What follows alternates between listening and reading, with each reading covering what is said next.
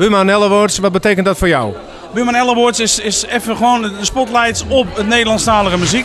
En dan wel in alle genres, hè? Dus echt van het volkse tot aan de pop.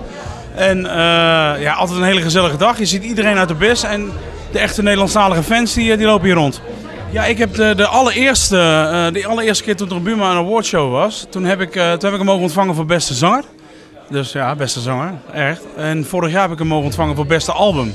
Dus ik heb inmiddels al 2 van die mooie plakaten bij mij in mijn showroom staan.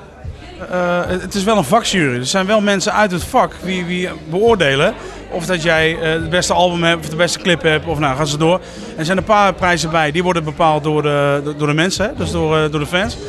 En deze 2 zijn allebei door een vakjury. Dus ja, dat is wel heel bijzonder om die te mogen ontvangen.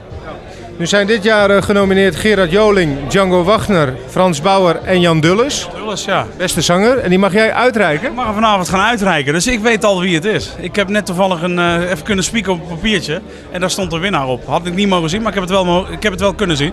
Maar ik ga het niet vertellen. 20 september is hij officieel pas uit, dus hier vandaag een primeur. En het is weer een liedje wat dicht bij mezelf ligt. Het is echt weer een back to the roots, zal ik maar zeggen. Oké, heel nieuwsgierig. Hoe heet die? Deze single heet Huil niet om mij. En die kun je op hele verschillende manieren interpreteren. Wij hebben hem zo geïnterpreteerd dat de man die gaat de vrouw verlaten. Hè? Normaal is het andersom, de vrouw verlaat de man. Maar nu gaat de man weg en zegt tegen de vrouw toedeledokie. Ja, en het is gewoon weer een lekker warm liedje waar je eigenlijk in kan vinden. Nou ja, laat ik het zo zeggen, het is wel weer een liedje wat de fans van mij verwachten, denk ik. Ik denk wel dat ze zoiets hebben, lekker, hij is weer terug. Alle hazes. Ja, alle hazes, ja. Hazes hadden hem zo op zijn plaat gezet, ja.